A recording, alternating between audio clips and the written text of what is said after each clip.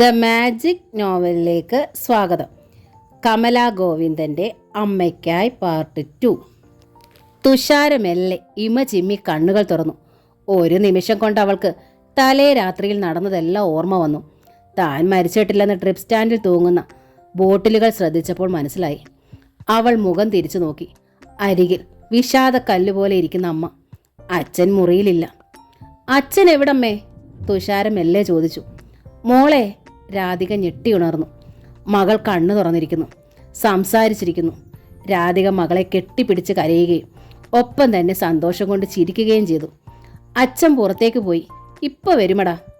കൃഷ്ണനുണ്ണി ബാങ്കിൽ പോയതാണ്, ഡോക്ടർക്ക് കൊടുക്കാൻ വേണ്ടി 1,00,000 രൂപ എടുക്കാൻ. അതവൾ മകളോട് പറഞ്ഞില്ല. അമ്മേ, തുഷാരമെല്ലെ വിളിച്ചു. എന്താടാ ഇന്നലെ?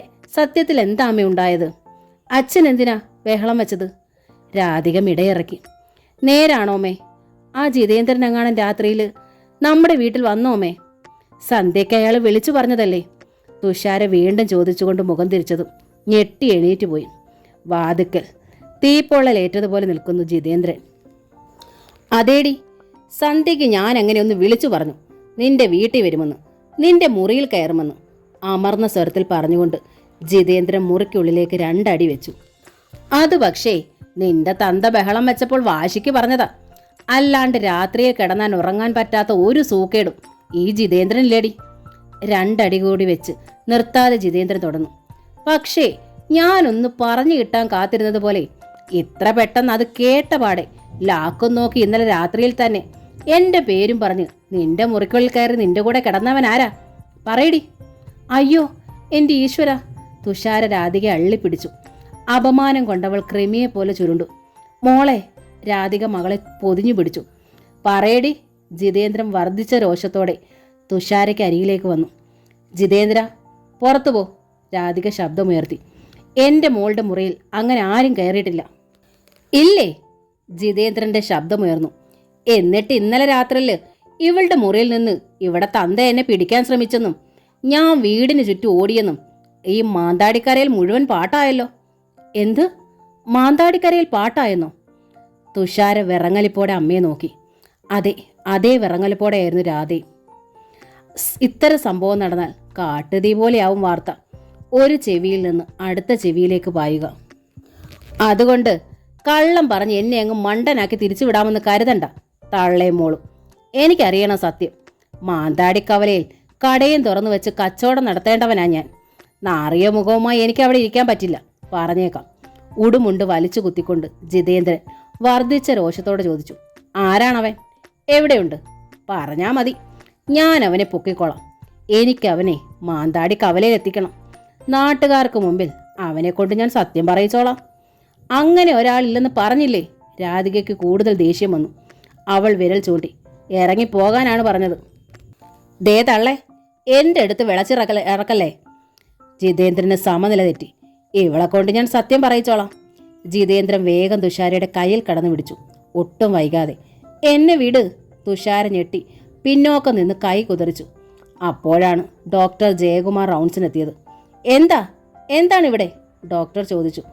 ഇയാൾ കുറച്ച് സമയമായി മുറിയിൽ കയറി ശല്യം ചെയ്യുകയാണ് ഡോക്ടർ, രാധിക പറഞ്ഞു.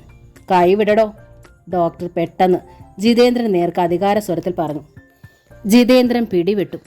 ഇനി പോകണം. ഡോക്ടർ വാതിക്കലേക്ക് കൈ ചൂണ്ടി. ഡോക്ടർ ഇവൾ ജിതേന്ദ്രൻ പറയാൻ ശ്രമിച്ചു. ഹേയ് മിസ്റ്റർ, എനിക്കെല്ലാം അറിയാം, താനൊന്നും വിശദീകരിക്കണ്ട. ബട്ട് ഇതൊരു ഹോസ്പിറ്റലാണ്. വേഗം സ്ഥലം വിട്ടോ, otherwise I will call the police, doctor Jayakumar കടുപ്പിച്ചു പറഞ്ഞു. ജിതേന്ദ്രൻ പിന്നോക്കം നിന്നു. എന്നിട്ട് തുഷാരയെ തുറിച്ചു നോക്കി. നീ രക്ഷപ്പെട്ടെന്ന് കരുതണ്ടടി. ഈ ജിതേന്ദ്രനെ നീ ശരിക്കും അറിഞ്ഞിട്ടില്ല. എന്നെ നാറ്റിച്ചിട്ട് നീ അങ്ങനെ ജയിക്കണ്ട. നീ അങ്ങോട്ട് വാ. ജിതേന്ദ്രൻ ആരാണെന്ന് നിനക്ക് ഞാൻ കാണിച്ചു തരാമടി. വാശിയോടെ പറഞ്ഞിട്ട് ജിതേന്ദ്രൻ പുറത്തേക്ക് പാഞ്ഞുപോയി. വാതിലടഞ്ഞ് ശബ്ദം കേട്ടെത്തി മറ്റു മുറികളിലെ രോഗികളും ബന്ധുക്കളും. തുഷാര മുഖം പൊത്തി കരഞ്ഞു. ശ്വാസം മുട്ടിയതുപോലെ പിടച്ചു രാധികയും. വൈകുന്നേരം തുഷാരയുടെ ക്ഷീണവും തളർച്ചയും പോയി. പ്രത്യേകിച്ച് മറ്റ് അസുഖങ്ങളൊന്നുമില്ല. ഡോക്ടർ ജയകുമാർ തുഷാരയ്ക്ക് ഡിസ്ചാർജ് എഴുതി. ഒരു ടാക്സിയിൽ മകളെയും കൊണ്ട് കൃഷ്ണനുണ്ണിയും രാധികയും തുഷാരത്തിൻ്റെ മുൻപിൽ വന്നിറങ്ങി. കാറിൻ്റെ ശബ്ദം കേട്ട് ജയശ്രീ ഓടി വന്നു. എന്തിനാ ടാക്സി വിളിച്ചത്? ഒന്ന് വിളിച്ചിരുന്നെങ്കിൽ രാജുചേട്ടൻ കാറുമായി വരുമായിരുന്നല്ലോ. അതൊന്നും വേണ്ട ജയശ്രീ, രാധിക പറഞ്ഞു. സുഖമായ തുമ്പിക്കുട്ടി? ജയശ്രീ തുഷാരയുടെ അടുത്തേക്ക് നീങ്ങി. കാറിൽ നിന്നിറങ്ങി മുഖം കുനിച്ചു നിൽക്കുകയാണവൾ. ഹോ ഭാഗ്യം, ഇന്നലെ വാതിൽക്കൽ കൂടെ ചോര കണ്ടത്. അല്ലെങ്കിൽ ഇപ്പൊ എന്താകുമായിരുന്നു? ജയശ്രീ പറഞ്ഞു ഉത്സാഹത്തോടെ. നേരം വെളുത്തിട്ടോ, തുമ്പിക്ക് എന്തു പറ്റി? എന്തിനാണ് ഇങ്ങനെ ചെയ്തത്? ഇപ്പോഴെങ്ങനെയുണ്ട്? ഓരോരുത്തരും വന്ന് ഇത് തന്നെ ചോദ്യം. ഞാനിന്ന് ഓഫീസിൽ പോലും പോയില്ല രാധികെ. രാധേ, മോളെയും കുട്ടി അകത്തു പോ, കൃഷ്ണനുണ്ണി സ്വരം കടുപ്പിച്ചുകൊണ്ട് പറഞ്ഞു. അകത്തു പോയി മുഖമൊന്ന് ഒളിപ്പിക്കാനായിരുന്നു തുഷാരയ്ക്കും രാധികയ്ക്കും തിടുക്കം. ജയശ്രീ ഇളിഫയായതുപോലെ പിന്മാറി. ഭാര്യയ്ക്കും മകൾക്കും പിന്നാലെ നീങ്ങി കൃഷ്ണനുണ്ണി. എടോ കൃഷ്ണനുണ്ണി! അപ്പോഴാണ് തെക്കേ മതിലിനരികിൽ നിന്ന് ചാക്കോയുടെ വിളി. കൃഷ്ണനുണ്ണി നിന്നു. താനിങ്ങ് വന്നേ. എന്താ? കൃഷ്ണനുണ്ണി അങ്ങോട്ട് ചെന്നു. ഇന്നലത്തെ വിവരങ്ങളൊക്കെ ഇവിടെ എല്ലാവരും അറിഞ്ഞു. കൃഷ്ണനുണ്ണി ഇത്തിരി സംയമനം പാലിക്കണമായിരുന്നു, ചാക്കോ പറഞ്ഞു. സംയമനമോ? കൃഷ്ണനുണ്ണിയുടെ കണ്ണുകൾ കുറുകി. അതെ, തുമ്പിക്കുട്ടി കെട്ടുപ്രായമായൊരു പെൺകൊച്ചല്ലേ. അതിൻ്റെ മുറിയിൽ ആരെങ്കിലും കയറിയെന്ന് വെച്ച് അതിങ്ങനെ നാടറിയിച്ച് ചെണ്ട കൊട്ടണോ? പക്ഷേ ഒതുക്കത്തിൽ കൈകാര്യം ചെയ്യേണ്ടതായിരുന്നു, ചാക്കോ ഉപദേശിച്ചു. ഒതുക്കത്തിൽ കൈകാര്യം ചെയ്യുന്നതൊക്കെ താൻ തൻ്റെ വീട്ടിൽ മതി. എൻ്റെ മോളുടെ മുറിയിൽ ഒരാളും കയറിയിട്ടില്ല. കയറിയാൽ അതെങ്ങനെ കൈകാര്യം ചെയ്യണമെന്ന് അപ്പോൾ തന്നോട് ഞാൻ വിളിച്ചു ചോദിക്കാം. അതുപോലെ. കൃഷ്ണനുണ്ണിയുടെ സ്വരം വല്ലാതെ പരുക്കനായി. ചാക്കോ അടികൊണ്ടതുപോലെ പിന്മാറി. കൃഷ്ണനുണ്ണി വീടിനുള്ളിലേക്ക് കയറി. മുഖവും നീട്ടി ഓരോ അവന്മാരും അവളുമാരും കാത്തിരിക്കുക ഈ വീടിനുള്ളിൽ എന്തോ നടക്കുന്നതെന്നറിയാൻ. തലേന്ന് രാത്രിയിൽ അവർ സഹായിക്കാനെത്തിയതത്രയും പാടെ മറന്നതുപോലെ കൃഷ്ണനുണ്ണി പെറുപെറുത്തു. എന്നിട്ട് നേരെ മകളുടെ മുറിയിലേക്ക് ചെന്നു. വിഷമത്തോടെ അയാൾ കണ്ടു. ബെഡിൽ കയറി ഭിത്തിയോട് ചേർന്ന് ചാരിയിരിക്കുകയാണ് മകൾ. എല്ലാ പ്രസരിപ്പും നഷ്ടപ്പെട്ട് കണ്ണുകളിലെ തിളക്കം പോലും വറ്റിയിരിക്കുന്നു. മോളെ! കൃഷ്ണനുണ്ണി തുഷാരയുടെ അരികിലിരുന്നു മകളെ തന്നോട് ചേർത്ത് പിടിച്ചു. അവളുടെ വിളറിയ മുഖത്തും പാറിക്കിടക്കുന്ന മുടിയിഴകളിലും തഴുകി. അച്ഛനോട് ക്ഷമിക്കടാ മോളെ, അച്ഛൻ അങ്ങനൊരു അബദ്ധം പറ്റിപ്പോയതാ. അയാളുടെ മിഴികൾ രണ്ടും തുളുമ്പി. പക്ഷേ എൻ്റെ മോൾ, അച്ഛനെ ശിക്ഷിക്കാനൊരുങ്ങിയ വഴി അത് ക്രൂരമായി പോയടാ. അയാളുടെ ശബ്ദവും പതറി. അച്ഛാ!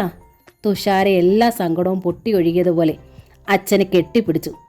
അച്ഛനെ ശിക്ഷിക്കാനല്ലായിരുന്നു എൻ്റെ മുറിയിൽ ആള് വന്നെന്ന് അച്ഛൻ അങ്ങനെ സംശയിച്ചത് ഓർത്തപ്പോൾ പിന്നെ ജീവിക്കണമെന്ന് തോന്നിയില്ല. അവൾ തേങ്ങിപ്പൊട്ടി. പോട്ടടാ, ഇനി ഇങ്ങനെയൊന്നും ചിന്തിക്കുക പോലും ചെയ്യല്ലേ കുഞ്ഞെ. അച്ഛൻ ജീവിക്കുന്നത് എൻ്റെ ഈ പൊന്നുമോൾക്ക് വേണ്ടിയിട്ടാടാ.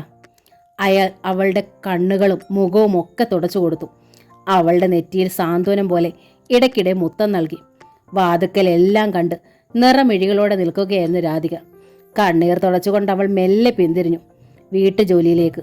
വാരത്തിൽ ഇന്നലെ അഴിച്ചിട്ട ഡ്രസ്സുകൾ അത്രയും കിടക്കുന്നു, കഴുകണം. കിച്ചണിൽ കഴുകാനുള്ള പാത്രങ്ങൾ മുതൽ കിടക്കുന്നു.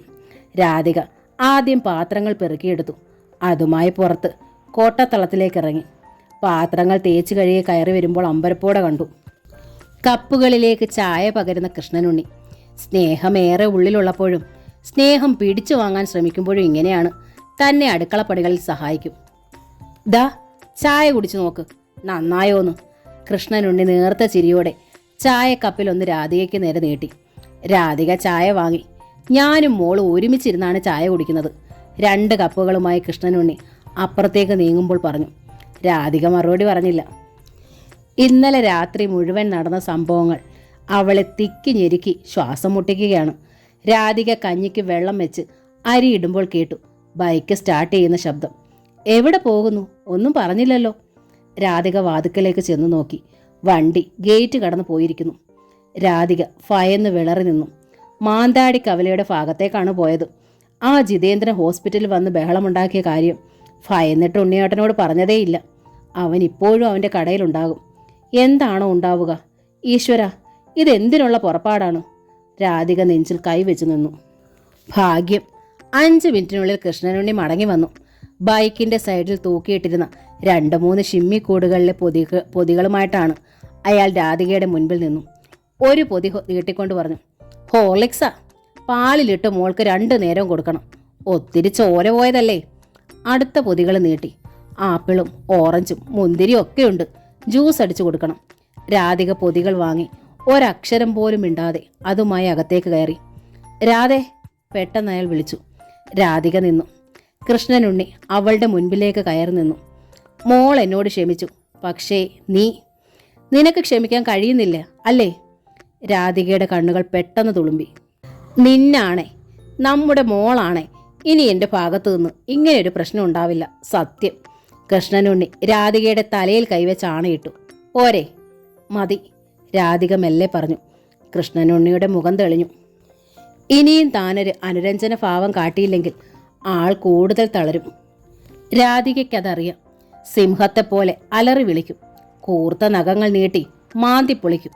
ആ സമയത്ത് തൻ്റെ ഹൃദയം 100 മുറിഞ്ഞ് കണ്ണുകളിലൂടെ ചോര വന്നാലും ദയവില്ല, കടിച്ചു പറിച്ച് കുടയും. അത് കഴിഞ്ഞാലോ പൂച്ചയെപ്പോലെയാണ്, പതുങ്ങും. നഖങ്ങൾ പോലും മാംസത്തിനുള്ളിലേക്ക് ഒളിക്കും. പിന്നെ തൊട്ടുരുമണം, കുറുകണം. എത്ര കാലം തനിക്കിങ്ങനെ സഹിക്കാനും പിടിച്ചു നിൽക്കാനും കഴിയും? ഒരു കാര്യം സത്യമാണ്, തൻ്റെ സഹനശക്തിക്ക് ഒരതിരുണ്ട്. ആ അതിര് പൊട്ടിപ്പിളരും. അതെന്ന്? ആ ദിവസത്തേക്കാണ് രാധിക വല്ലാതെ ഭയക്കുന്നത്. പിറ്റേന്ന് രാധികയും കൃഷ്ണനുണ്ണിയും ഓഫീസിലേക്ക് പോകാനൊരുങ്ങി. രാധിക ചോറും കറിയും ഒക്കെ തയ്യാറാക്കി. തനിക്കും കൃഷ്ണനുണ്ണിക്ക് ഉച്ചത്തേക്കുള്ള ടിഫിനും എടുത്തു. പക്ഷേ പോകാൻ അവൾക്ക് തീരെ മനസ്സ് വന്നില്ല. കൈ മുറിച്ച് മരിക്കാൻ ശ്രമിച്ച മകളാണ് മുറിക്കുള്ളിൽ. അപമാന തീയിൽ ദഹിക്കുകയാണവൾ. വെല്ലുവിളിയോടെ അതേ ഭാവത്തിൽ തന്നെ പുറത്ത് ജിതേന്ദ്രനുമുണ്ട്. താനും ഉണ്ണിയേട്ടനും വീട്ടിലില്ലാത്ത തക്ക നോക്കി ആ ജിതേന്ദ്രൻ എങ്ങാനും പക തീർക്കാൻ വന്നാലോ? രാധിക വല്ലാതെ ഭയന്നു. ഞാൻ ഇന്ന് പോകുന്നില്ല ഉണ്ണിയേട്ടാ, രാധിക പറഞ്ഞു. അതെന്താ? മോൾ ഇതുപോലെ സങ്കടപ്പെട്ടിരിക്കുന്നത് കണ്ടിട്ട് പോകാൻ വയ്യ എനിക്ക്. ഓഫീസിലേക്ക് വിളിച്ചു പറയാം വരുന്നില്ലെന്ന്. ശരി, എനിക്കും വയ്യ, ഞാനും പോകുന്നില്ല, കൃഷ്ണനുണ്ണിയും പറഞ്ഞു. തുഷാരയുടെ കണ്ണുകൾ തുളുമ്പി. തനിക്കു വേണ്ടി മാത്രമായി ജീവിക്കുന്ന അച്ഛനും അമ്മയും ഇവരെ തനിച്ചാക്കി പോകാൻ തനിക്ക് എങ്ങനെ തോന്നി? പിറ്റേന്നും രാധികയും കൃഷ്ണനുണ്ണിയും പോയില്ല.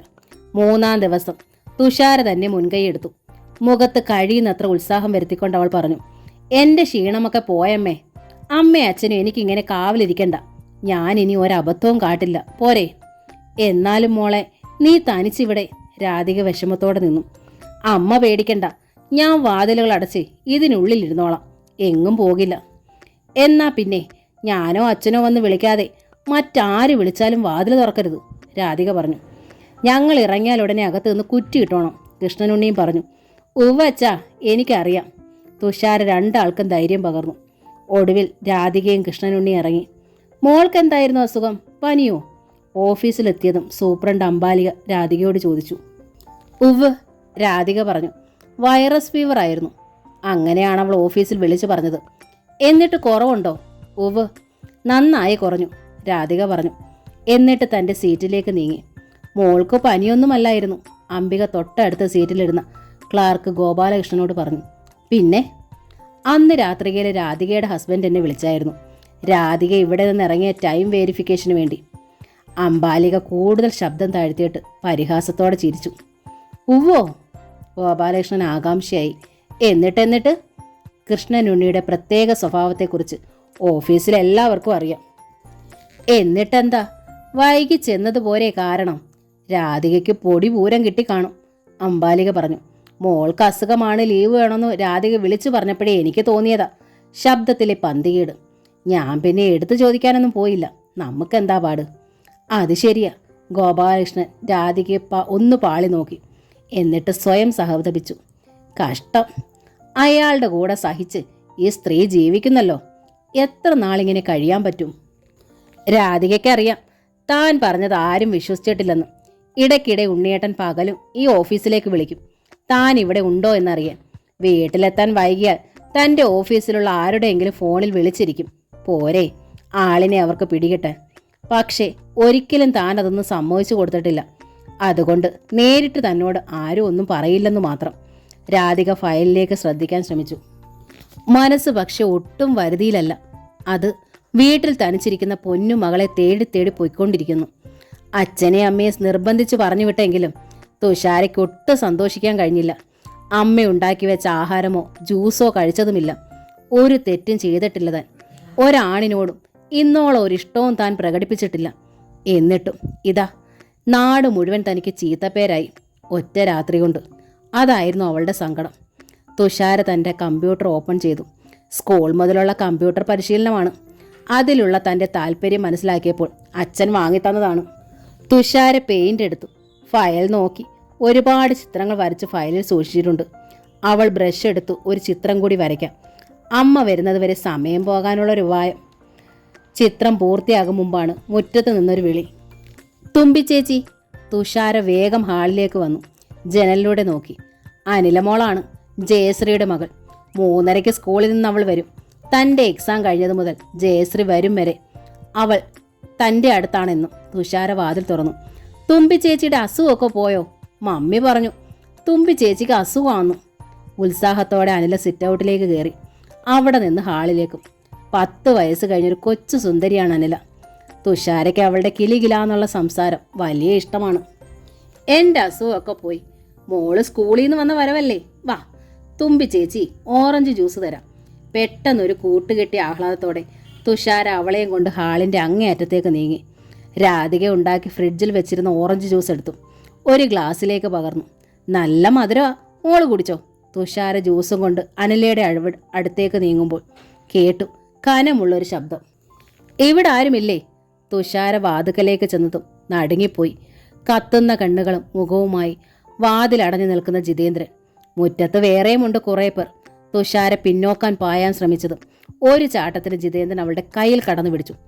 അധിക ദിവസമൊന്നും നിന്റെ അച്ഛനും അമ്മയും നിനക്ക് കാവലിരിക്കില്ലെന്നും ഈ വാതിൽ എപ്പോൾ തുറക്കുമെന്ന് എനിക്കറിയാമായിരുന്നടി. ജിതേന്ദ്രൻ മുരണ്ടു. എന്നിട്ട് ബലമായി തുഷാരയെ പുറത്തേക്ക് വലിച്ചു. ആൾക്കൂട്ടത്തിന് മുമ്പിൽ നിർത്തി. ഇനി ഈ ആൾക്കൂട്ടത്തിനോട് നീ പറ, ഞാനാണോ നിന്റെ മുറിയിൽ കയറി അന്ന് നിന്റെ കൂടെ കിടന്നത്? പറയടി, എല്ലാവരും കേൾക്കട്ടെ. ജിതേന്ദ്രൻ ഉറക്കെ പറഞ്ഞു. ഭൂമി പിളർന്ന് കീഴ്പോട്ട് പോകാൻ ആശിച്ച് തുഷാര അവർക്ക് നടുവിൽ തറഞ്ഞങ്ങനെ നിന്നു. രാധിക സാറേ. ഉച്ച കഴിഞ്ഞപ്പോൾ രാധികയ്ക്ക് ഓഫീസിൽ തീരെ ഇരിപ്പുറച്ചില്ല. വേഗം ഇറങ്ങി കിട്ടിയ ബസ്സിന് മാന്താടി കവലയിൽ ഇറങ്ങുമ്പോഴാണ് ജാസ്മിൻ ബേക്കറിയിൽ നിന്ന് നൗഷാദിന്റെ വിളി. രാധിക നിന്നു. ഇങ്ങളെ വിളിക്കാനിപ്പം എനിക്ക് പേടിയാ. കഴിഞ്ഞ ദിവസം ഒന്ന് വിളിച്ചേന് ഇങ്ങടെ കെട്ടിയാനുണ്ടാക്കിയ പുകില് ഇപ്പോഴും തീർന്നിട്ടില്ല. എന്നാലും എനിക്ക് വിളിക്കാതിരിക്കാൻ പറ്റൂല. അതാ. ശരിയാണ്. നൗഷാദിന്റെ മോൾ ജാസ്മിൻ തുഷാരയോടൊപ്പമായിരുന്നു +2-ന്. റിസൾട്ട് അറിഞ്ഞ ദിവസമല്ലേ. ജാസ്മിന് ഡിസ്റ്റിങ്ഷൻ ഉണ്ട്. തുഷാരയുടെ റിസൾട്ട് എങ്ങനെയെന്ന് അറിയാൻ വിളിച്ചതാണ് അയാൾ. മകളുടെ റിസൾട്ട് അറിഞ്ഞതിന്റെ സന്തോഷത്തിന് തുഷാരയ്ക്ക് കൊടുക്കാൻ അയാൾ പൊതിഞ്ഞു കെട്ടി സന്തോഷത്തോടെ തന്നതാണ് അന്നാലേടു. ഇത് രണ്ടും പറഞ്ഞാൽ ഉണ്ണിയേട്ടന് കലി കയറും. അതാണ് പറയാതെ ഒളിപ്പിച്ചത്. പക്ഷേ ആ ഒറ്റ പ്രശ്നം ഇപ്പോൾ എവിടെ എത്തി നിൽക്കുന്നു? ഉണ്ണിയേട്ടൻ കാരണം. ആ ചമ്മൽ മുഖത്തുണ്ടായെങ്കിലും അത് മറയ്ക്കാൻ ശ്രമിച്ച് രാധിക കടയുടെ ഭാഗത്തേക്ക് 2 അടി വെച്ചു. എന്താ നൗഷാദേ? ഇങ്ങടെ വീട്ടിലുണ്ടായ ആ സംഭവത്തില് ആ മറ്റത്തറയിലെ ചെറുക്കൻ വല്ലാണ്ട് ബേജറായിരിക്കുകയാണ്. എന്തുണ്ടായി? രാധിക പരിഭ്രാന്തിയോടെ തെല്ലപ്പുറത്തേക്ക് നോക്കി. മറ്റത്തറ മെഡിക്കൽസ് അടഞ്ഞു കിടക്കുന്നു. ആ ചെക്കനെ അന്നു തൊട്ട് കടയിൽ വരുത്തില്ല. കട തുറക്കത്തുമില്ല. ഇങ്ങടെ മോടെ മുറി കയറിയെന്നും പറഞ്ഞ് പ്രസിഡന്റ് സാറും കെട്ടിയോളും ചെറുക്കനെ തറയെ നിർത്തിയിട്ടില്ലെന്നും. രാധികയ്ക്ക് ശ്വാസം മുട്ടി. ചെയ്യാത്ത തെറ്റിന് തൻ്റെ മകളും ആ ജിതേന്ദ്രനും ഒരുപോലെ അപമാനം പേർന്നു. ഞാൻ ഇങ്ങളെ വിളിച്ചു നിർത്തിയത് വേറൊരു കാര്യം പറയാനാ, നൗഷാദ് പെട്ടെന്ന് പറഞ്ഞു. എന്താ? ഇന്ന് സത്യം തെളിയിച്ചിട്ടേ ഉള്ളൂ എന്നും പറഞ്ഞ് കുറേ പേരെയും വിളിച്ചോണ്ട് ആ ജിതേന്ദ്രൻ ഇങ്ങടെ വീട്ടിലേക്ക് ഇപ്പൊ പോയതേ ഉള്ളൂ. നൗഷാദ് മുഴുവൻ പറഞ്ഞു തീർത്തില്ല. രാധിക ഒറ്റ പാച്ചിലായിരുന്നു. മോളെ. തേങ്ങിയ ശ്വാസത്തള്ളിൽ രാധികയുടെ നിലവിളി അമർന്നുപോയി. ഈ സമയത്ത് മുറ്റത്തെ ജനക്കൂട്ടത്തിന് മധ്യത്തിൽ വിറങ്ങലിച്ച് നിൽക്കുകയാണ് തുഷാര. പറയടി, നിന്റെ നാക്ക് ഇറങ്ങിപ്പോയോ? എല്ലാരും കേൾക്കട്ടെടി, നിന്റെ മുറിയിൽ കയറിയത് ഞാനാണോ? ആണോടി? ജിതേന്ദ്രൻ അവൾക്ക് ചുറ്റും വലം വെച്ച് നോക്കിക്കൊണ്ട് ചോദിച്ചു. തുഷാര വെട്ടി വിയർത്ത് വിറച്ചു. അപ്പോഴാണ് ബഹളം കേട്ട് തെക്കതിൽ നിന്ന് ലില്ലി ചേച്ചി ഓടി വന്നത്. കൃഷ്ണനുണ്ണി മുഖത്തടിച്ചതുപോലെ കഴിഞ്ഞ ദിവസം ചാക്കോയോട് സംസാരിച്ചു. എങ്കിലും അതൊക്കെ മറന്ന് ലില്ലി തുഷാരയ്ക്ക് വേണ്ടി ജിതേന്ദ്രനോട് എതിരിട്ടു. ഇതെന്ത് അക്രമമാണ് ജിതേന്ദ്ര? ഈ കൊച്ചിന്റെ തന്തയും തള്ള ഇവിടില്ലാത്ത തക്ക നോക്കി വന്നിട്ടാണോ സത്യം തെളിയിക്കുന്നത്? എന്നാ പിന്നെ തന്തയും തള്ളയും വരട്ടെ, ഞങ്ങൾ ഇവിടെ ഇരിക്കാം. ഒരു ധൃതിയില്ല. ജിതേന്ദ്രൻ മുറ്റത്തിരുന്നു. ഇരിക്കിനടാ, അവൻ ചുറ്റും നിന്നിരുന്നവരോടായി പറഞ്ഞു. എല്ലാവരും ഇരിപ്പായി. എന്തായാലും ഇവള് സത്യം പറയണം. അത് കേൾക്കാനാ ഇവരെല്ലാരും വന്നിരിക്കുന്നത്. അത് പറയാതെ ഞങ്ങൾ പോകുന്ന പ്രശ്നമില്ല. തുഷാരയുടെ നെഞ്ചിനുള്ളിൽ ഹൃദയം പെരുമ്പറ കൊട്ടി. എൻ്റെ കൊച്ചേ, ലില്ലി അവളെ അരികിലേക്ക് ചെന്നു. എന്താന്ന് വെച്ചാൽ പറഞ്ഞുകൊട്, അവന്മാർ പോട്ടെ. എന്തിനാ ഇങ്ങനെ നിന്ന് നാണം കെടണേ? ഒറ്റ നിമിഷം തുഷാര കടവെട്ടിയ വാഴ പോലെ താഴേക്ക് വീണു. ഈ സമയം നൗഷാദിൻ്റെ അരികിൽ നിന്ന് വിവരമറിഞ്ഞ് പാഞ്ഞു വരികയായിരുന്നു രാധിക. കണ്ടു മകളുടെ ആ വീഴ്ച. മോളെ, രാധിക ആന്തലോടെ വിളിച്ചു. ഇരിക്കുന്നവർ ചാടി എണീറ്റു. അവർക്കിടയിലൂടെ രാധിക ആ വലയത്തിനുള്ളിലേക്ക് കടന്നു. മകളെ വാരി നെഞ്ചിലടുക്കി. ദ്രോഹികളെ! ഈറ്റ പുലിയെപ്പോലെ രാധിക ചുറ്റും നിന്നവർക്ക് നേരെ ചീറി. ഇറങ്ങിപ്പോകിനടാ എൻ്റെ മുറ്റത്ത് നിന്ന്. അങ്ങനിപ്പോൾ പോകുന്നില്ല. മുണ്ടും മാടിക്കൊത്തി തൻ്റെ ഇടത്തോടെ ജിതേന്ദ്രൻ മുന്നോട്ട് വന്നു. ഞാനാണ് ഇവരെ കൂട്ടിക്കൊണ്ടുവന്നത്. എന്തിന്? ഞാൻ നിരപരാധിയാണെന്ന് പറയാൻ. നീ നിരപരാധിയാണെന്ന് ആര് പറഞ്ഞു? രാധിക വിരൽ ചൂണ്ടി. ജിതേന്ദ്രൻ പിന്നോക്കം നിന്നുപോയി. എൻ്റെ മോളുടെ പുറകെ പ്രേമാഭ്യർത്ഥനയുമായി വന്നവനല്ലേ നീ? ജിതേന്ദ്രൻ വിയർത്തു. കൂട്ടാളികൾ പോലും അറിയാതെ മനസ്സിൽ സൂക്ഷിച്ച ഒരു രഹസ്യമായിരുന്നു അത്. അതിതാ വിളിച്ചു പോകുന്നു. അവൻ്റെ കൂട്ടുകാർ അമ്പരം നോക്കി. എൻ്റെ മോൾ നിന്നെ ആട്ടി ഓടിച്ചു. നിനക്ക് പകയായി. ആൾക്കൂട്ടത്തിൻ്റെ നടുവിൽ വെച്ച് അവളെ മുറിയിൽ കയറി തൊടുമെന്ന് നീ പരസ്യമായി വിളിച്ചു കൂവി. എന്താണ് താൻ പറയുന്നതെന്ന് പോലും അറിയാത്തത്ര രോഷത്തോടെ രാധിക വിരൽ ചൂണ്ടി. ആ നിലയ്ക്ക് നീ തന്നെയാണ് എൻ്റെ മോളെ ചതിക്കാൻ പാത്തും പതുങ്ങി അന്ന് ഇവിടെ വന്നതെന്ന് ഞാൻ പറയുന്നു. നീ ആണാണെങ്കിൽ ഇത് നിഷേധിച്ച് നീ നിരപരാധിയാണെന്ന് തെളിയിക്കടാ. പത്തിക്കടിയേറ്റ മൂർഖനെ പോലെ ജിതേന്ദ്രൻ ചുരുണ്ടുപോയി. അവൻ തൻ്റെ കൂട്ടുകാർക്ക് മുമ്പിൽ മലച്ചു നിൽക്കെ അവനെ അടിച്ചു വീഴ്ത്തിയ ശൗര്യത്തോടെ രാധിക അപ്പോഴും തളർന്നു കുഴഞ്ഞു തൂങ്ങി ഒരു പല്ലിയെപ്പോലെ തൻ്റെ മാറിൽ പറ്റിച്ചേർന്ന് കിടക്കുന്ന മകളെ താങ്ങി ഹാളിനുള്ളിലേക്ക് കയറി. വാതിൽ വലിച്ചടച്ചു ശബ്ദത്തോടെ. മുറിയിലേക്ക് കയറി തുഷാരെ ബെഡിലേക്ക് കിടത്തി. ഇത്തിരി വെള്ളം അവളുടെ മുഖത്തേക്ക് ആഞ്ഞു കുടഞ്ഞു. മോളെ, തുമ്പി! രാധിക പരിഭ്രാന്തിയോടെ വിളിച്ചു. തുഷാര ഞരക്കം പോലെ ഇളിയേട്ടു. പിന്നെ പതിയെ മിഴികൾ തുടർന്നു. പെട്ടെന്ന് അവൾ ചാടി എഴുന്നേറ്റ് പരിഭ്രാന്തിയോടെ ചുറ്റും നോക്കി. എല്ലാവരും പോയി മോളെ, ഒന്നും പേടിക്കണ്ട. അമ്മയല്ലേ കൂടുള്ളത്? രാധിക അവളുടെ തളർന്ന മുഖത്തും മുടിയിഴകളിലും തലോടി. തുഷാര അമ്മയോട് പറ്റി ചേർന്നിരുന്നു, പേടി കിട്ടിയ പൈതലിനെ പോലെ. ആര് വന്ന് വിളിച്ചാലും വാതിൽ തുറക്കരുതെന്ന് ഞാൻ പറഞ്ഞതല്ലേ മോളെ? രാധിക സ്നേഹപൂർവ്വം ശാസിച്ചു. പിന്നെന്തിനാ പുറത്തിറങ്ങിയത്? തുഷാര മുഖം തിരിച്ച് നാലുപാടും നോക്കി. അനില എവിടെ? ബഹളത്തിനിടയിൽ ഭയന്ന് അവൾ അപ്പുറത്തേക്ക് ഓടിപ്പോയോ? തുമ്പിച്ചേച്ചി! തുഷാര നോക്കുന്നത് കണ്ട് അനില വിളിച്ചു. ഹാളിൻ്റെ വാതിലിനും മറഞ്ഞു നിൽക്കുകയായിരുന്നു അപ്പോഴും അവൾ. രാധയ്ക്ക് മനസ്സിലായി തുമ്പി എന്തിനാണ് വാതിൽ തുറന്നതെന്ന്. അനിലമോൾ 3:30 ആകുമ്പോൾ വരുന്നതും തുഷാര വാതിൽ തുറക്കുന്നതും പതിവായതുകൊണ്ട് ആ തക്കം നോക്കി വന്നതാണ് ജിതേന്ദ്രനും കൂട്ടരും. എങ്ങു വരൂ? രാധിക അവളെ കൈ കാട്ടി വിളിച്ചു. അനിലയുടെ ഭയം മാറിക്കഴിഞ്ഞിരുന്നു. അവൾ തുഷാരയുടെ അടുത്തേക്ക് ചേർന്ന് നിന്നു. എന്നിട്ട് കുട്ടി സഹജമായ ജിജ്ഞാസയോട് ചോദിച്ചു. തുമ്പിച്ചേച്ചി, അപ്പോൾ ചേച്ചിയുടെ മുറിയിൽ ശരിക്കും കയറിയത് ആ ജിതേന്ദ്രൻ അങ്കിൾ തന്നെയായിരുന്നു അല്ലേ? തുഷാര ചൂളി ചുരുങ്ങിപ്പോയി. സ്കൂൾ അടച്ച് ഭാസ്കരൻ മാഷ് ഇറങ്ങുന്നതിന് മുമ്പ് തന്നെ ജിതേന്ദ്രൻ തുഷാരയുടെ വീട്ടിൽ ചെന്ന് നടത്തിയ പരാക്രമങ്ങൾ അറിഞ്ഞു. സ്കൂൾ മറ്റത്ര വകയാണ്. സ്കൂളിനടുത്ത് തന്നെയാണ് ഭാസ്കരൻ മാസ്റ്ററുടെ കുടുംബസമേതം താമസവും. പക്ഷേ വിവരമറിഞ്ഞതും വേഗം തൻ്റെ കാർ ഇറക്കിയ അദ്ദേഹം നേരെ തറവാട്ടിലേക്ക്. പണ്ട് ജന്മിവാഴ്ച ഉണ്ടായിരുന്ന തറവാടാണ് മറ്റത്തറ. ഇന്നും മറ്റത്തറയിലുള്ളവർക്ക് നാട്ടിലുള്ള ജനസമിതിയും അതുതന്നെയാണ്. ആ ജനസമിതി തകർക്കുന്ന ഒരു പ്രവൃത്തിയും മറ്റത്തറയിലുള്ള ഒരാളും ഇന്നോളം ചെയ്തിട്ടില്ല. പക്ഷേ ജിതേന്ദ്രൻ ഭാസ്കരൻ മാഷിന് ദേഷ്യം കൊണ്ട് കണ്ണു കാണാൻ പറ്റാതായി. കാർ തറവാട്ടുമുറ്റത്ത് നിർത്തി അയാൾ ഇറങ്ങി. പഴയ ഗാംഭീര്യമുള്ള കെട്ടിടം. തേക്കും ഈട്ടിയും കൊണ്ട് ചിത്രപ്പണികൾ ചെയ്ത പൂമുഖത്തേക്ക് ചാടിക്കയറി ഭാസ്കരൻ മാഷ് തെക്കിനി ഭാഗത്തേക്ക് നീങ്ങി. ജിതേന്ദ്രൻ്റെ മുറി അവിടെയാണ്. മുറിയുടെ അടുത്തേക്ക് ചെന്നപ്പോഴേ ഭാസ്കരൻ മാഷ് കേട്ടു ജ്യേഷ്ഠൻ ശിവദാസൻ്റെ രോഷം കലർന്ന ശബ്ദം. പറയടാ, നിന്നോട് ആര് പറഞ്ഞു ആരുമില്ലാത്ത ആ പെൺകൊച്ചിൻ്റെ വീട്ടിൽ കയറാൻ? ഏട്ടനെല്ലാം അറിഞ്ഞിരിക്കുന്നു. ഭാസ്കരൻ മാഷ് വാതുക്കലെത്തി. ഞാൻ ആ മുറ്റത്ത് ചെന്നതേ ഉള്ളൂ അച്ഛാ. ജിതേന്ദ്രൻ നിസ്സാരതയോടെ പറഞ്ഞു. അച്ഛനെ പിരികേറ്റൻ ആരോ പറഞ്ഞതാണ് ഞാൻ വീടിനുള്ളിൽ കയറിയെന്ന്. കള്ളം പറയുന്നോടാ തെമ്മാടി. ഭാസ്കരൻ മാഷ് ഒരു കുതിപ്പിന് മുറിയിൽ കയറിയതും ജിതേന്ദ്രൻ്റെ കരണ താഞ്ഞടിച്ചത് ഒപ്പം കഴിഞ്ഞു. ഒന്നല്ല 2 3 തവണ. ജിതേന്ദ്രൻ ഒന്നാടി ഉലഞ്ഞുപോയി.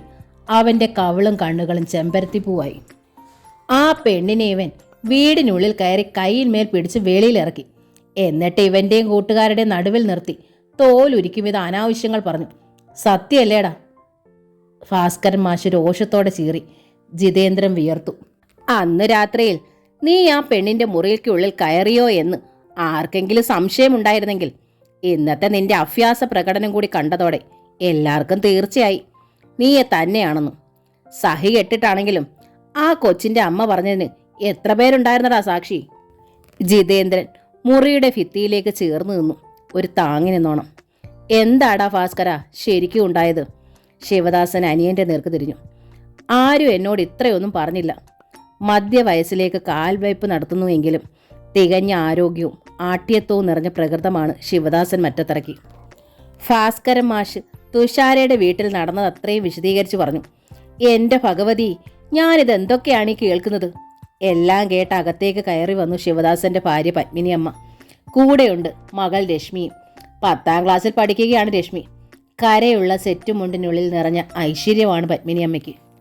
ഒരു പെണ്ണിനോട് ഇത്രയ്ക്കൊക്കെ മോശമായി പെരുമാറാൻ നിനക്ക് എങ്ങനെ കഴിഞ്ഞടാ? പത്മിനി അമ്മ നെഞ്ചിൽ കൈവച്ച് ചോദിച്ചുപോയി. പ്രായമായി വരുന്നൊരു പെങ്ങൾ ഇവനുണ്ട്. ഭാസ്കരൻ മാഷ് രശ്മിയെ ചൂണ്ടിക്കാട്ടി. ആരേലും ഇവളോട് ഇങ്ങനെ ചെയ്താൽ നീ സഹിക്കുമോടാ? ജിതേന്ദ്രൻ പിടിക്കപ്പെട്ട കുറ്റവാളിയെപ്പോലെ അവർക്ക് മുമ്പിൽ നിന്നു. രാത്രിയിൽ പെൺപിള്ളാരുടെ മുറി തപ്പി നടക്കുന്ന പെണ്ണുപിടിയനായ ഒരാങ്ങളയുണ്ടെന്നറിഞ്ഞാൽ നിന്റെ പെങ്ങൾക്ക് ഒരു നല്ല ബന്ധം കിട്ടുമോടാ? ജിതേന്ദ്രൻ രശ്മിയെ നോക്കി. അനിയത്തിക്ക് മുൻപിൽ തീരെ ചെറുതായതുപോലെ തോന്നി അവന്. അനിയത്തിയുടെ കാര്യം പോകട്ടെ, ഇവനിപ്പോൾ വിവാഹാലോചനകൾ വന്നുകൊണ്ടിരിക്കുകയല്ലേ. ഈ വിവരം എങ്ങാനും അറിഞ്ഞാൽ ഒരു നല്ല ബന്ധം ഇനി ഇവന് കിട്ടുമോ? ശിവദാസൻ അന്താളിപ്പോടെ അനിയന്റെ മുഖത്തേക്ക് നോക്കി. ഇന്നത്തെ സംഭവം മറ്റാരുമില്ലാത്തപ്പോൾ ആ വീട്ടിൽ കയറി പെണ്ണിനെ ഇവൻ പിടിച്ചു വലിച്ചു പുറത്തിറക്കി. അതിന്റെ ഭീകരമായ ഭവിഷ്യത്ത് എന്തെന്ന് ഇവൻ ഇപ്പോഴും പൂർണ്ണമായി മനസ്സിലായിട്ടില്ല. പോലീസ് എങ്ങാനും അറിഞ്ഞാൽ ബാക്കി ഞാൻ പറയണ്ടല്ലോ. ജിതേന്ദ്രൻ നടുങ്ങി. ശിവദാസനും പത്മിനി അമ്മയും വിയർത്തു. ഭാസ്കര, ശിവദാസൻ ഭീതിയോടെ വിളിച്ചു. ഭാസ്കരൻ മാഷ് ഏട്ടന്റെ മുഖത്തേക്ക് നോക്കി. അപമാന തീയാണ് മുഖത്ത്. വന്നത് വന്നു, ഇങ്ങനെയൊക്കെ സംഭവിച്ചു. ഇനിയും നമ്മൾ ഇടപെടാതെ മാറി നിന്നാൽ പറ്റില്ല. ആ കുട്ടിയുടെ അച്ഛനുമായി ഒന്ന് സംസാരിച്ചാലോ? ശിവദാസൻ ചോദിച്ചു. അയാളൊരു വല്ലാത്ത തരമാണ്. അടുക്കാനും സംസാരിക്കാനും കൊള്ളില്ല, ഭാസ്കരൻ മാഷ് പറഞ്ഞു. ഒരാളോടും മിണ്ടില്ല അയാൾ, ആരോടും സഹകരിക്കുകയില്ല. എന്ന് വെച്ച് നമുക്ക് പിന്മാറാനാവുമോടാ? കാര്യമൊന്ന് അവസാനിപ്പിക്കണ്ടേ? ശിവദാസൻ ചോദിച്ചു. നാറ്റിച്ചിരിക്കുകയല്ലേ എൻ്റെ ഈ സൽപുത്രൻ. ഇനി ഈ തറവാട്ടിലുള്ളവർക്ക് മുഖം ഉയർത്താൻ പറ്റുമോടാ? പഞ്ചായത്ത് പ്രസിഡന്റ് എന്ന നിലയിൽ തല ഉയർത്തി പുറത്തിറങ്ങാൻ പറ്റുമോ? ഒരു കാര്യം കെട്ടാൻ കാത്തിരിക്കുകയാണ് പ്രതിപക്ഷം. കമ്മിറ്റിക്ക് ചെന്നാൽ അവരെൻ്റെ ഉടുതുണി ഉരിക്കും. രാത്രിയും പകലുമുള്ള എൻ്റെ മകൻ്റെ പെൺവേട്ട കഥ പറഞ്ഞു പോരെ? ശരിക്കും ശിവദാസന്റെ മുഖത്ത് ദീനതയും നിസ്സഹായതയും പടർന്നു. ഭാസ്കരൻ മാഷിനും വിഷമം തോന്നി, പത്മിനി അമ്മയ്ക്കും. നടന്നുപോയ തെറ്റിനെ ശരിയാക്കി പ്രശ്നം ഒതുക്കാൻ ഇനി ഒറ്റ വഴിയുള്ളൂ, ആലോചനയോടെ പത്മിനിയമ്മ പറഞ്ഞു. എന്താ? ശിവദാസൻ ഭാസ്കരൻ മാഷോ അവരുടെ മുഖത്തേക്ക് നോക്കി. ആ പെങ്കൊച്ചിന്റെ കഴുത്തിൽ ഒരു താലി കെട്ടി ഇവനിങ്ങ് കൊണ്ടുപോരട്ടെ, പത്മിനിയമ്മ പറഞ്ഞു. മറ്റാലോചനകളൊക്കെ പോകട്ടെ, നമുക്കിത് നടത്താം. ഇവൻ ചെയ്ത തെറ്റിന് പ്രായച്ചിത്തവുമായി, തറവാടിനേറ്റ അപമാനത്തിന് പരിഹാരവുമായി. അടികൊണ്ട് ചതഞ്ഞു കിടന്നിരുന്ന പാമ്പ് പെട്ടെന്ന് ജീവൻ വെച്ച് പത്തി വിടർത്തിയതുപോലെ ജിതേന്ദ്രൻ ഒന്നുണർന്നു. തുഷാരയുടെ കഴുത്തിൽ താലി ചാർത്തുക, ഹൃദയത്തിലേക്ക് ആ ഓർമ്മ തന്നെ പൂമഴയായി വീണു. ഏട്ടത്തി പറഞ്ഞതൊരു നല്ല കാര്യമാണ് ഏട്ടാ, നമുക്കത് ആലോചിക്കാവുന്നതേ ഉള്ളൂ, ഭാസ്കരൻ മാഷ് പറഞ്ഞു. ആ തുമ്പിച്ചേച്ചി നല്ല സുന്ദരി കുട്ടിയാച്ചാ, തെല്ലാഹ്ലാദത്തോടെ രശ്മി പറഞ്ഞു. ചിത്തേട്ടന് നല്ല മാച്ച, എനിക്ക് ഒത്തിരി ഇഷ്ടമാ. അമ്പലത്തിൽ വെച്ച് ഞാൻ കാണാറുള്ളതാ. കുടുംബവും തരക്കേടില്ലല്ലോ, അച്ഛനും അമ്മയും സർക്കാർ ഉദ്യോഗസ്ഥരല്ലേ. പിന്നെ നമ്മളൊരാലോചനയുമായി ചെന്നാൽ അവരെ തട്ടിക്കളയാൻ ഒട്ടും സാധ്യതയില്ലാതാനും, പത്മിനി അമ്മ വീണ്ടും പറഞ്ഞു. അത് ശരിയാണ്, മറ്റേ തറയിലോട്ട് പെണ്ണ് തരാൻ ഏതു കുടുംബക്കാരാണ് ആഗ്രഹിക്കാത്തത്, ഭാസ്കരൻ മാഷ് പറഞ്ഞു. എന്നിട്ട് ശിവദാസന്റെ മുഖത്തേക്ക് നോക്കി. ഏട്ടൻ എന്താ ഒന്നും മിണ്ടാത്തത്? ഞാനിപ്പോൾ എന്ത് മിണ്ടാനാണ്, ശിവദാസൻ പറഞ്ഞു. നമുക്കിനി പിടിച്ചു നിൽക്കാനും തല ഉയർത്തി നടക്കാനും ഈ വിവാഹം നടന്നേ മതിയാകൂ, ഭാസ്കരൻ മാഷ് ജിതേന്ദ്രനെ നോക്കി. എന്ത് പറയുന്നടാ നീ? നിനക്ക് സമ്മതമാണോ? അടികൊണ്ട വേദന ജിതേന്ദ്രൻ പൂർണ്ണമായി മറന്നു. തുമ്പപ്പൂവിൻ്റെ സ്നിഗ്ധതയുള്ള ഒരു മുഖം ഉള്ളിൽ തെളിഞ്ഞു വന്നു. അവൻ്റെ മുഖം പ്രഫുല്ലമായി. താൻ കൊതിച്ച പൂവ് ഇതാ തൻ്റെ കൈവെള്ളയിലേക്ക് താനെ വരുന്നു. ഒരു നോക്കുകൊണ്ട് പോലും ഇനി അവളെ താൻ നോവിക്കില്ല. പിറ്റേന്ന് രാവിലെ കൃഷ്ണനുണ്ണി ഓഫീസിലേക്ക് പോകാനുള്ള തയ്യാറെടുപ്പിലായിരുന്നു. അപ്പോഴാണ് മറ്റത്തറ സ്കൂളിലെ ഗംഗാധര മാഷ് ഒട്ടും പ്രതീക്ഷയില്ലാതെ കയറി വന്നത്. തുഷാരെ മറ്റത്തറ സ്കൂളിൽ വെച്ച് പഠിപ്പിച്ചിട്ടുണ്ട് ഗംഗാധര മാഷ്. അതുകൊണ്ട് കൃഷ്ണനുണ്ണിക്ക് ഗംഗാധര മാഷിനെ അറിയാം. ജിതേന്ദ്രനുമായുള്ള തുഷാരയുടെ വിവാഹത്തെക്കുറിച്ച് സംസാരിക്കാൻ ഏറ്റവും നല്ല ഒരു ഇടനിലക്കാരനായിട്ടാണ് ഭാസ്കര മാഷ് വിട്ടതാണ് ഗംഗാധര മാഷിനെ. ഇല്ല, നടക്കില്ല, എൻ്റെ മോളെ ഞാൻ അവിടെ കൊടുക്കില്ല. കാര്യം കേട്ടതും കൃഷ്ണനുണ്ണി പൊട്ടിത്തെറിച്ചു. കൃഷ്ണനുണ്ണി നടന്നതൊക്കെ വെച്ച് ഒന്നുകൂടെ ആലോചിച്ചിട്ട് മതി. കൃഷ്ണനുണ്ണി ഇടയ്ക്ക് കയറി മാഷിനെ തടഞ്ഞു. ഇത് പറയാനാണെങ്കിൽ മാഷിനെ ഇരിക്കണമെന്നില്ല. ഗംഗാധര മാഷ് വിളറി. കൃഷ്ണനുണ്ണി പോക്കറ്റിൽ നിന്ന് 4 മടക്കി ഒരു പേപ്പർ വലിച്ചെടുത്ത് നിവർത്തിയിട്ട് പറഞ്ഞു, കണ്ടോ, ഇത് പെറ്റീഷനാണ്. ഞാൻ നേരെ പോകുന്നത് പോലീസ് സ്റ്റേഷനിലോട്ടാ. ഇവിടെ ഞാനില്ലാത്ത സമയം നോക്കി എൻ്റെ വീടിനുള്ളിൽ കടന്ന് എൻ്റെ മോളെ കയറി പിടിച്ച അവനെ ഞാൻ വെറുതെ വിടില്ല. അകത്താക്കും ഞാൻ അവനെ. ഇത് പീഡന കേസാ. പെണ്ണ് പറയുന്നതേ കോടതി കേൾക്കൂ. ഈ ജന്മം അവനിന് രക്ഷയില്ല. ആഹാ, കൃഷ്ണനുണ്ണിയോടാ കളി. കൃഷ്ണനുണ്ണി മുറ്റത്തേക്ക് ചാടിയിറങ്ങി. ഈശ്വര, അകത്തുനിന്ന് എല്ലാം കേട്ട തുഷാര വിറങ്ങലിച്ചു പോയി. തന്നെ പീഡിപ്പിച്ചെന്നും പറഞ്ഞ് അച്ഛൻ കേസ് കൊടുക്കാൻ പോകുന്നു. വല്ലാതെ പകച്ചു നിന്ന് രാധികയും. ഉണ്ണിയേട്ടാ നിൽക്ക്. ഗംഗാധരൻ മാഷെ അവഗണിച്ച് പോർച്ചിലേക്ക് ഇറങ്ങിയ കൃഷ്ണനുണ്ണി ബൈക്ക് സ്റ്റാർട്ട് ചെയ്തതും രാധിക വെപ്രാളത്തോടെ അകത്തുനിന്ന് സിറ്റ് ഔട്ടിലേക്ക് ഇറങ്ങി. നമ്മുടെ മോളെ പീഡിപ്പിച്ചെന്ന് പറഞ്ഞ് കേസ് കൊടുക്കല്ലേ ഉണ്ണിയേട്ടാ, അത് നമ്മുടെ മോളുടെ ഭാവിക്ക്. കൃഷ്ണനുണ്ണിയുടെ നെറ്റി ചുളിഞ്ഞു, മുഖം കറുത്തു. അന്യപുരുഷന്മാർ ഉമ്മറത്ത് വന്നാൽ താൻ വിളിക്കാതെ കടന്നു വരാൻ പാടില്ലെന്ന് കൃഷ്ണനുണ്ണി കർശനമായി പറഞ്ഞിട്ടുള്ളതാണ്. രാധിക അതൊന്നും ഓർത്തില്ല. അവൾ പറഞ്ഞു, അങ്ങനെ ഒരു കേസ് കൊടുത്താൽ പിന്നെ നമ്മൾ ജീവിച്ചിരുന്നിട്ട് കാര്യമുണ്ടോ ഉണ്ണിയേട്ടാ? രാധിക പറഞ്ഞതെന്തെന്ന് കൃഷ്ണനുണ്ണി ശ്രദ്ധിച്ചതേയില്ല. നിന്നെ ആരാ ഇപ്പോൾ ഇങ്ങോട്ട് ക്ഷണിച്ചത്? തിരിച്ച് ഉമ്മറത്തേക്ക് കയറിക്കൊണ്ട് അമർഷത്തോടെ അയാൾ ചോദിച്ചു. ഉണ്ണിയേട്ടാ ഞാൻ പറഞ്ഞത്. മിണ്ടരുത് നീ. കൃഷ്ണനുണ്ണി ശബ്ദമുയർത്തി. അച്ഛാ, അമ്മ പറയുന്നത് കേൾക്കച്ചാ, കേസ് കൊടുക്കല്ലേ. തുഷാരയും പുറത്തേക്ക് വന്നു. ഗംഗാധരൻ മാഷ് രാധികയുടെയും തുഷാരയുടെയും മുഖത്തേക്ക് നോക്കി വിഷമത്തോടെ നിന്നു. ഒറ്റ നോട്ടത്തിന് കൃഷ്ണനുണ്ണി അത് ശ്രദ്ധിച്ചു. അയാൾക്ക് ഇരട്ടി കലിയായി. മകളെയും കൂട്ടി ഇറങ്ങി നിൽക്കുക, കണ്ട ആണുങ്ങളുടെ കയ്യെത്തും പാകത്തിന്. ഗംഗാധരൻ മാഷി പിന്നോക്കം നീങ്ങിപ്പോയി. ഈശ്വര, ഇയാൾ എന്താണ് ഈ പറഞ്ഞത്? അകത്ത് കയറി പോടി വേഗം. കൃഷ്ണനുണ്ണി ഒരു വന്യമൃഗത്തെപ്പോലെ മുരണ്ടു. തീർത്തും വെറുക്കപ്പെട്ട 2 ജന്മങ്ങൾ മുന്നിലെത്തിയ മട്ടിൽ രോഷത്തോടെ അയാൾ രാധികയുടെ കഴുത്തിന് പിടിച്ച് അകത്തെ വാതിലിന് നേർക്ക് തള്ളി. രാധിക വീണുപോകാതെ തുഷാര പിടിച്ചു നിർത്തി. പോർച്ചിൽ സ്തംഭിച്ചു നിൽക്കുകയാണ് അപ്പോഴും ഗംഗാധരൻ മാഷ്. മുൻപിൽ അരങ്ങേറിയ രംഗം അയാളെ അത്രയേറെ മരവിപ്പിച്ചു കളഞ്ഞു. ആഹാ, നീ ഇതുവരെ പോയില്ലേ? കൃഷ്ണനുണ്ണി കയർത്തു. ഗംഗാധരൻ മാഷ് ഒറ്റ അക്ഷരം മറുപടി പറഞ്ഞില്ല. വേഗം ഗേറ്റിന് നേർക്ക് നടന്നു. ഗേറ്റ് അടച്ച് ഓടാമ്പൽ കൂടി ഇട്ടിട്ടാണ് കൃഷ്ണനുണ്ണി തൻ്റെ ബൈക്ക് വിട്ടത്. അനക്ക മറ്റും മരവിച്ച് നിൽക്കുകയാണ് രാധികയും തുഷാരയും. പീഡനത്തിന്റെ പേരും പറഞ്ഞ് ഉണ്ണിയേട്ടൻ ആ പെറ്റീഷൻ പോലീസ് സ്റ്റേഷനിൽ കൊടുക്കും. പിന്നെ സംഭവിക്കുന്നത് എന്താണ്? പോലീസ്, കോടതി, പത്രക്കാര്, ചാനലുകാര് എല്ലാവർക്കും ചാകരയാണ് പിന്നെ. അയ്യോ എൻ്റെ ഈശ്വര! രാധിക ആ ഓർമ്മയിൽ തന്നെ നടുങ്ങി താഴേക്ക് ഊർന്നിരുന്നു. അമ്മയുടെ നടുക്കം തൊട്ടറിഞ്ഞ് അവൾക്കരികിൽ ചേർന്നിരുന്നു തുഷാര. എന്നിട്ട് അവൾ ചോദിച്ചു, അന്ന് ഞാൻ എൻ്റെ കൈ മുറിച്ചപ്പോൾ രക്ഷിക്കേണ്ടായിരുന്നു എന്ന് ഇപ്പോൾ അമ്മയ്ക്ക് തോന്നുന്നില്ലേ അമ്മേ? മോളെ, രാധിക ആന്തലോടെ വിളിച്ചു. ഇതിലും ഭേദം അത് തന്നെയായിരുന്നമ്മേ. രാധികയ്ക്ക് ശബ്ദം തൊണ്ടയിൽ കെട്ടി. മകളെ അവർ തൻ്റെ മാറോട് ചേർത്ത് അടുക്കി പിടിച്ച് വരിഞ്ഞു കെട്ടി സാന്ത്വനം മാത്രം പകരാനെന്നോണം. കൃഷ്ണനുണ്ണി പോലീസ് സ്റ്റേഷന്റെ മുൻപിൽ ബൈക്ക് നിർത്തി. SI ടോമി ചെറിയാൻ റൂമിൽ തന്നെ ഉണ്ടായിരുന്നു. 35-നോടടുത്ത് പ്രായം, സുമുഖൻ, ഊർജ്ജസ്വലൻ. അയാൾക്ക് മുൻപിൽ കൃഷ്ണനുണ്ണി നിന്നു. എന്താ? ടോമി ചെറിയാൻ ചോദിച്ചു. കൃഷ്ണനുണ്ണി പോക്കറ്റിൽ നിന്ന് 4 മടക്കി ആ പേപ്പർ എടുത്ത് നിവർത്തി. എന്നിട്ട് ടോമി ചെറിയാൻ്റെ നേർക്ക് നീട്ടി. എന്താണിത്? പെറ്റീഷനാണ് സാർ. ടോമി ചെറിയാൻ അത് വാങ്ങിച്ചുകൊണ്ട് കൃഷ്ണനുണ്ണിയെ ശ്രദ്ധയോടെ നോക്കി. എന്താ തൻ്റെ പേര്? കൃഷ്ണനുണ്ണി. കൃഷ്ണനുണ്ണി എന്ത് ചെയ്യുന്നു? പൊൻകുന്നൻ ട്രഷറി ഹെഡ് ക്ലാർക്കാണ്. താനിരിക്കെ. കൃഷ്ണനുണ്ണി SIയുടെ എതിരെ കിടന്ന കസേരയിലിരുന്നു. ടോമി ചെറിയാൻ കൃഷ്ണനുണ്ണി കൊടുത്ത പേപ്പറിലേക്ക് നോക്കി.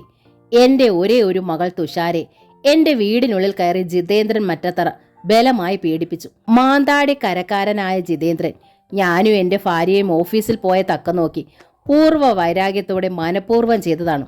അവനെ കസ്റ്റഡിയിലെടുത്ത് കർശനമായ ശിക്ഷാ നടപടികൾ സ്വീകരിക്കണമെന്ന് അപേക്ഷിക്കുന്നു. ടോമി ചെറിയാൻ ആ പെറ്റീഷൻ ഒരിക്കൽ കൂടി വായിച്ചു. എന്നിട്ട് കൃഷ്ണനുണ്ണിയുടെ നേരെ തിരിഞ്ഞു. അപ്പോൾ ബലമായിട്ടായിരുന്നു പീഡനം. തൻ്റെ മോൾക്ക് ഒരു മനസ്സറിവുമില്ല. ഇല്ല സാറേ, എൻ്റെ മോൾ പാവമാണ്, കൃഷ്ണനുണ്ണി ആവേശത്തോടെ പറഞ്ഞു. അവനെന്താണ് നിങ്ങളുടെ മകളോട് ഇത്ര പൂർവ്വ വൈരാഗ്യം? അവൻ പലവട്ടം എൻ്റെ മോളുടെ അടുത്ത് പല അടവുകൾ നോക്കി. മോള് സമ്മതിച്ചില്ല. അത് ശരി, എന്നാണ് ഈ സംഭവം നടന്നത്? ഇന്നലെ. എന്നിട്ട് താൻ ഈ ജിതേന്ദ്രനെയോ അവൻ്റെ വീട്ടുകാരെ പോയി കണ്ടോ? ഞാനെന്തിന് അവരെ പോയി കാണണം? കൃഷ്ണനുണ്ണിയുടെ സ്വരം കടുത്തു. ടോമി ചെറിയാൻ കൃഷ്ണനുണ്ണിയെ അടിമുടി ഒന്ന് നോക്കി. തനിക്ക് എവിടാ ജോലിയെന്ന് പറഞ്ഞത്? ട്രഷറിയിൽ. അല്ലാതെ ഭ്രാന്താശുപത്രിയിലല്ലല്ലോ. എന്താ സാറേ അങ്ങനെ ചോദിച്ചത്? കൃഷ്ണനുണ്ണിയുടെ നെറ്റിയിൽ വരകൾ വീണു. എടോ, സ്വന്തം മകളെ ഒരാൾ പീഡിപ്പിച്ചു എന്നറിഞ്ഞാൽ ഒരച്ഛൻ ആദ്യം ചെയ്യേണ്ടത് ഇങ്ങനെ പോലീസ് സ്റ്റേഷനിലോട്ട് ഒരു പെറ്റീഷനും താങ്ങി വരികയല്ല. അവനെ കണ്ടുപിടിച്ച് ആ നിമിഷം മകളുടെ കഴുത്തിൽ താലി കെട്ടിക്കും. അതറിയാമോ തനിക്ക്? അത് പറ്റില്ല, ഞാൻ അവൻ എൻ്റെ മോളെ കൊടുക്കില്ല, കൃഷ്ണനുണ്ണി പെട്ടെന്ന് ഇടയിൽ കയറി പറഞ്ഞു. പിന്നെ തനിക്ക് എന്താണോ വേണ്ടത്? പീഡിപ്പിച്ച മകളുടെ തലയിൽ തുണിയുമിട്ട് പോലീസ് സ്റ്റേഷനിലും കോടതികളിലും കയറി ഇറങ്ങണോടോ? SI കലി കണ്ടതുപോലെ ശബ്ദമുയർത്തി. മകളെ അവൻ എങ്ങനെയൊക്കെ പീഡിപ്പിച്ചെന്ന പത്രക്കാരുടെയും ചാനലുകാരുടെയും ചോദ്യത്തിന് വിശദീകരണം നൽകിയിട്ട് നഷ്ടപരിഹാരം മേടിക്കണോ? അതാണോടോ തനിക്ക് വേണ്ടത്? പറയ്, നഷ്ടപരിഹാരം മേടിച്ച് ഇപ്പോഴേ തരാം. കൂടം കൊണ്ട് ഓർക്കാപ്പുറത്ത് തലയ്ക്ക് ആഞ്ഞൊരു അടി കിട്ടിയതുപോലെ കൃഷ്ണനുണ്ണി കണ്ണുമിഴിച്ചു. SIയുടെ ഉയർന്ന ശബ്ദം കേട്ട് മറ്റു മുറികളിൽ നിന്ന് കോൺസ്റ്റബിൾമാർ എത്തി നോക്കി. അപ്പോഴാണ് മുറ്റത്തൊരു കാർ വന്നു നിന്നത്. അതിൽ നിന്ന് ആദ്യം ഇറങ്ങിയത് ജിതേന്ദ്രനാണ്. പിന്നാലെ ശിവദാസനും ഭാസ്കരൻ മാഷും. വരൂ സാർ, പഞ്ചായത്ത് പ്രസിഡന്റിനെ ടോമി ചെറിയാൻ ആദരവോടെ സ്വീകരിച്ചു. ടോമി, ഇതാണ് എൻ്റെ മകൻ ജിതേന്ദ്രൻ, ശിവദാസൻ മകനെ ചൂണ്ടിക്കൊണ്ട് പറഞ്ഞു. താനാണ് പീഡനക്കേസിലെ പ്രതി അല്ലേ? വന്നേ, തന്നോടല്പം സംസാരിക്കാനുണ്ട്. ടോമി ചെറിയാൻ ജിതേന്ദ്രനെ പിടിച്ചു മാറ്റി നിർത്തി സംസാരിച്ചു. എന്നിട്ട് തിരികെ വന്ന് കൃഷ്ണനുണ്ണിയോട് പറഞ്ഞു, അയാൾ തൻ്റെ മകളെ പീഡിപ്പിച്ചിട്ടില്ലെന്ന് ആണയിട്ട് പറയുന്നല്ലോടാ. കൃഷ്ണനുണ്ണി കണ്ടു. കയ്യും കെട്ടി കൂസാതെ നിൽക്കുന്നു ജിതേന്ദ്രൻ. എൻ്റെ സാറേ, കുറ്റം ചെയ്തവൻ അത് ചെയ്തെന്ന് പറയുമോ? സാർ അവനെ ലോക്കപ്പിലിട്ട് നന്നായിട്ടൊന്ന് കൈകാര്യം ചെയ്തേ. തത്ത പറയും പോലെ അവൻ പറയും സത്യം, കൃഷ്ണനുണ്ണി കലിപ്പോടെ പറഞ്ഞു. ഇടിച്ചു പറയിപ്പിക്കാം, പക്ഷേ കോടതിയിൽ ചെല്ലുമ്പോൾ ഇവ മൊഴിമാറ്റി പറഞ്ഞാലോ?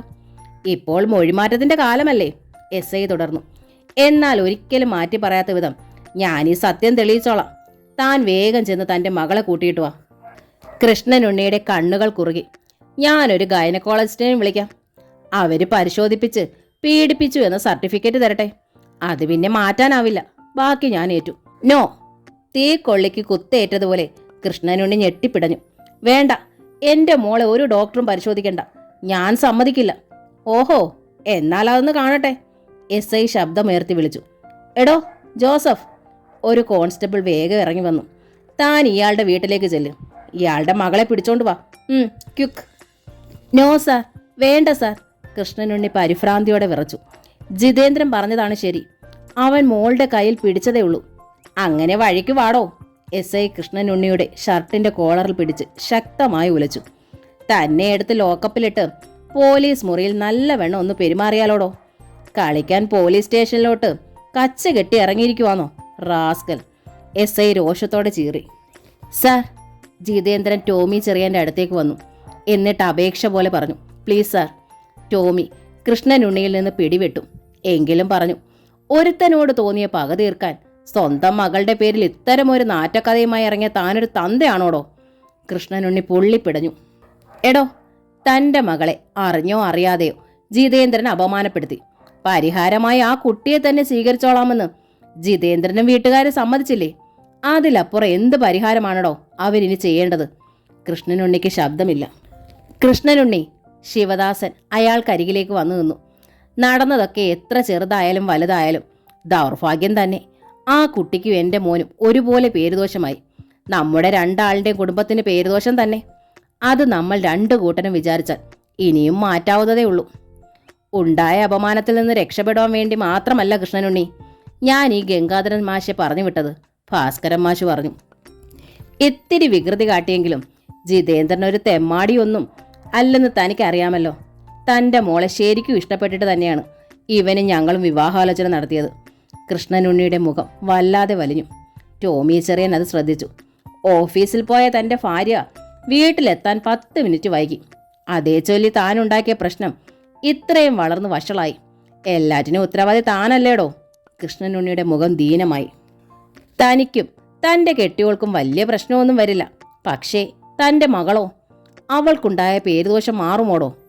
അവൾക്കിനി ഒരു നല്ല കല്യാണം കിട്ടുമോടോ? സാർ, അത് കൃഷ്ണനുണ്ണി ഞരങ്ങി. താൻ ഇങ്ങോട്ട് കൂടുതലൊന്നും ഞരങ്ങണ്ട. തൻ്റെ മോളും ജിതേന്ദ്രനുമായുള്ള വിവാഹം ഇവിടെ ഇപ്പോൾ നമ്മൾ തീരുമാനിക്കുന്നു. എന്താ? കൃഷ്ണനുണ്ണി വരണ്ടു. സമ്മതമല്ലെങ്കിൽ പറയ്. താൻ തന്ന ഈ പെറ്റീഷൻ വെച്ച് ഈ നിമിഷം ഞാൻ തൻ്റെ വീട്ടിലെത്തും നടപടി തുടങ്ങാൻ. എന്താ, അത് വേണോ? എലി വില്ലിനുള്ളിൽ പെട്ടതുപോയതുപോലെ അയാൾ ഞരങ്ങി. എൻ്റെ മോള് പഠിക്കുകയാണ് സാർ. കല്യാണം കഴിഞ്ഞും പഠിക്കാമടോ? SIക്ക് ദേഷ്യം വന്നു. നാറി നരച്ച് നിൽക്കുമ്പോഴാണോടോ അയാളുടെ ഒരു പഠിപ്പീര്. ആ കുട്ടിക്ക് പഠിക്കണമെങ്കിൽ വിവാഹം കഴിഞ്ഞതായിക്കോട്ടെ ടോമി, ശിവദാസൻ പറഞ്ഞു. പഠിക്കുന്നത് എത്രയായാലും നല്ലതല്ലേ? ഇനി താൻ എന്തു പറയുന്നു? ടോമി ചെറിയാൻ കൃഷ്ണനുണ്ണിയെ ശാസിക്കും വിധം ചോദിച്ചു. കൃഷ്ണനുണ്ണി ആലോചിച്ചു ഏറെ നേരം. എന്നിട്ട് പറഞ്ഞു, സമ്മതം. അമ്മയ്ക്കായി എന്ന നോവലിൻ്റെ ഈ ഭാഗം ഇവിടെ പൂർണ്ണമാവുകയാണ്. ഈ നോവൽ നിങ്ങൾക്ക് ഇഷ്ടമായെങ്കിൽ പ്ലീസ് ഒന്ന് ലൈക്ക് ചെയ്ത് ഷെയർ ചെയ്ത് സബ്സ്ക്രൈബ് ചെയ്യണേ. Thank you.